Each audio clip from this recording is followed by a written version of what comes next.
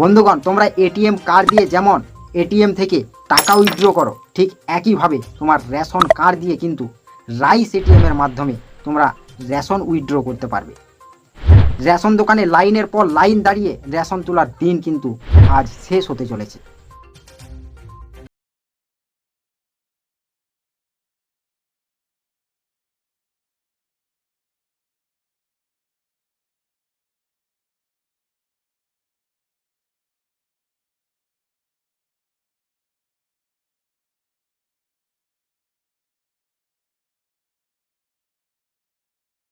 এই rice ATM কিভাবে কাজ করে, এই রাইস এটিএম কোথায় ইনস্টল করা হয়েছে, এই রাইস এটিএম ইনস্টল করার ফলে কি এফপিএস এর ফিউচার কি অন্ধকার, এফপিএস কি তাহলে বন্ধ হয়ে যাবে? তো আজ এই প্রশ্নগুলোর উত্তর খোঁজার চেষ্টা করব এই ভিডিওর মাধ্যমে, ডিপলি ডিসকাস করার চেষ্টা করব। So hey guys, welcome back to my channel মাকড় ক্যান and thank you so much for clicking on this video. I am Mannan and I am excited to share another case study with you today. বন্ধুগণ, এই rice এটিএমটি install করা হয়েছে উড়িষ্যাতে, উড়িষ্যার ভুবনেশ্বরের মঞ্চেশ্বরে এই rice এটিএমটি install করা হয়েছে। উড়িষ্যার খাদ্য সরবরাহ দপ্তরের মন্ত্রী কৃষ্ণচন্দ্র পাত্র এই এটিএমটিকে উদ্বোধন করেছেন এবং তিনি সাথে জানিয়েছেন যে রেশন দোকানে যে দুর্নীতি হয় সেই দুর্নীতিটা বিলুপ্ত হবে এবং এই স্টেট ছাড়াও অন্যান্য স্টেটগুলিতেও ইনস্টল করা হবে। বন্ধুগণ, একদিকে যেমন রেশন দোকানে ডিলারকে বিশ্বাস করা যায় না, কিন্তু এইখানে এই এটিএমকে বিশ্বাস করা যায়। যদি এই এটিএমকে ঠিকঠাক করে চেক করে নেওয়া হয় যে এটা পরিমাণ মতো মাল দিচ্ছে না দেয় না, এটা ঠিকঠাকভাবে কাজ করছে না করে না, শুধু একবার চেক করে নিলেই হয়। বন্ধুগণ, এই মেশিনটিকে এটিএম কেন বলা হয়েছে? না, এটিকে এটিএম এই কারণেই বলা হয়েছে কারণ এটিএম থেকে যেমন তুমি তোমার এটিএম কার্ড সুইপ করার পর পিনকোড এন্টার করো, তারপরে তোমার টাকা উইথড্র হয়, ঠিক একইভাবে এই রাইস এটিএমেও তুমি রেশন কার্ড এন্টার করার পর ওইখানে যেমন তোমার গোপনীয় পিন এন্টার করছিলে, ঠিক এইখানে সিকিউরিটি হিসাবে সেম ওয়েতে সিকিউরিটি হিসেবে তোমাকে ফিঙ্গারপ্রিন্ট দিতে হবে, তাহলেই উইথড্র হবে তোমার রেশন। তাই এটিকে এটিএম বলা হয়। বন্ধুগণ, এই এটিএম মেশিন থেকে টাকা উইথড্র করার পর যেখান থেকে টাকা নিবে সেইখানে যেমন একটা নির্দিষ্ট জায়গা থাকে, একটা ট্রলি থাকে, সেইখান থেকে টাকাটা সহজেই নিয়ে নিতে পারো। বাই দ্য সেম ওয়ে এই রাইস এটিএমও যেখান দিয়ে মাল বেরোচ্ছে তার নিচেই কয়েকটা স্ট্যান্ডের সাহায্যে একটা বস্তা আটকানোর জায়গা করা হয়েছে এবং সেইখান থেকে খুবই সিম্পল ওয়েতে তুমি তোমার রেশন তুলে নিতে পারবে। বন্ধুগণ, এইরকম 3টি রাইস এটিএম ইনস্টল করা হয়েছে উত্তরপ্রদেশেও।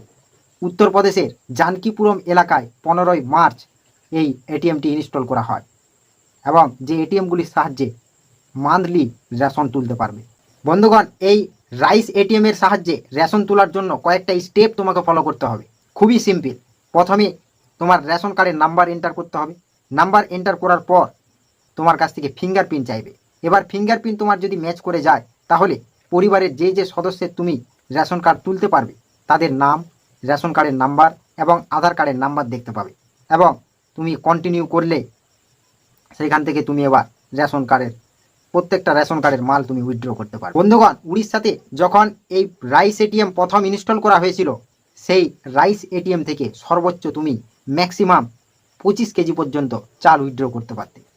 এবার উত্তরপ্রদেশে যে সমস্ত রাইস এটিএমগুলো মডিফাই করে ইনস্টল করা হয়েছিল সেইখানে কিন্তু সেই রাইস এটিএম থেকে 50 কেজি পর্যন্ত মাল উইথড্র করতে পারো। তবে আশা করি এই এটিএমটিকে যদি আরও মডিফাই করে ডেভেলপ করা হয় তাহলে প্রত্যেকটা রেশন কার্ডে পরিমাণ মতো মাল দিয়ে দিতে পারবে।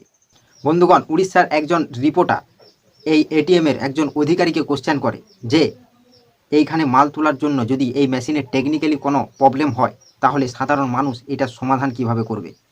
তো উত্তরে তিনি জানান যে এইখানে যদি কোনো টেকনিক্যালি সমস্যা হয় এই মেশিনে তাহলে এইখানে টোল ফ্রি একটা নাম্বার দেওয়া হয়েছে, এই টোল ফ্রি নাম্বারে কল করলেই অপারেটর সময় মতো এসে এই সমস্যার সমাধান বের করবে। এবং তিনি এটাও জানান যে এটা একটা অটোমেটিক সিস্টেম, এই মেশিন দিয়ে যতটা ট্রানজ্যাকশন হয় অটোমেটিকলি অনলাইনেই রেজিস্টার হয়ে যায়। এছাড়াও তিনি জানান এই এটিএম দিয়ে 30 কেজি চাল মাত্র 30 সেকেন্ডে বেরিয়ে যায়। একদিকে যেমন এটি থেকে চালও উইথড্র করা যায়, তেমনই আবার এটি থেকে গমও উইথড্র করা যাবে। এবার যে কোশ্চেনটা করেছিলাম এই এটিএম ইনস্টল করার পর তাহলে কি এফপিএস এর ভবিষ্যৎ অন্ধকার বা এফপিএস কি উঠে যাবে? তো প্রশ্নটার উত্তরটা হলো না, কারণ এফপিএস এর এটি অল্টারনেটিভ না, এটি হলো একটা অ্যাডিশনাল সার্ভিস মাত্র। তাই এটি ইনস্টল করার থাকলেও এই এফপিএস এর প্রয়োজন হবে। বন্ধুগণ, এই ধরনের টেকনিক্যাল বুদ্ধিটা এসেছিল আজ থেকে 4 বছর আগে ভিয়েতনামের একজন বিজনেসম্যানের, যার নামটা ছিল হোয়াং টুয়ান। বন্ধুগণ, ভিয়েতনামে যখন করোনা ভাইরাসের জন্য লকডাউন চলছিল, তখন দেশের সাধারণ গরিব মানুষকে অনেক অনাহারেই থাকতে হতো। তাই এই বিজনেসম্যান পরিকল্পনা করেছিল যে হো চি মিন সিটিতে এই ধরনের একটা এটিএম ইনস্টল করা যাক। বন্ধুগণ, এই লকডাউনের ফলে ভিয়েতনামে প্রায় 5 মিলিয়নেরও বেশি মানুষ তাদের জীবিকা হারিয়েছিল। তাই এই বিজনেসম্যান পরিকল্পনা অনুযায়ী 1.5 কেজি করে চাল এই এটিএম দিয়ে বিতরণ করত। বন্ধুগণ, ভিয়েতনামে যে এটিএমগুলো ইনস্টল করা হয়েছিল আর আজ যে ইন্ডিয়ান গভর্নমেন্ট যে রাইস এটিএমগুলো ইনস্টল করেছে, সেইগুলো কিন্তু তাদের পার্থক্যটা কিন্তু অনেকটাই আলাদা। কারণ ভিয়েতনামে যে এটিএমগুলো ইনস্টল করা হয়েছে সেইগুলোতে একটা বড় জায়গা ছিল। বড় জায়গার ভিতর এবারে সে চাল ওইখানে স্টোর করা হতো। স্টোর করার পর সেখান থেকে একটা পাইপের মাধ্যমে ডিসপেন্সারে ফানেল করা হয়েছিল। এবার সেই এটিএমে একটা বোতামের মতো সুইচ করা হয়েছিল। এবার ওই বোতামে প্রেস করলে অপারেটরের কাছে একটা তার ফোনে একটা বার্তা যেত। এবার সেই অপারেটর 1.5 কেজি চাল ছেড়ে দিত। বন্ধুগণ, তবে এই ইন্ডিয়ান গভর্নমেন্ট দ্বারা যে এটিএমটা ইনস্টল করা হয়েছে এটা সম্পূর্ণ আলাদা। কারণ এটা একটা অটোমেটিক সিস্টেম এবং অনলাইনে অপারেট করা হয়ে যায় অটোমেটিকলি। বন্ধুগণ, নিশ্চয়ই কমেন্ট বক্সে কমেন্ট করে জানাবে যে এই ধরনের রাইস এটিএম পশ্চিমবাংলাতেও প্রয়োজন আছে কি না। নিশ্চয়ই কমেন্ট বক্সে কমেন্ট করে জানাবে। আর এই ধরনেরই নিত্য নতুন ভিডিওর আপডেট পেতে চ্যানেলটাকে সাবস্ক্রাইব করো। দেখা হচ্ছে পরের ভিডিওতে। জয়।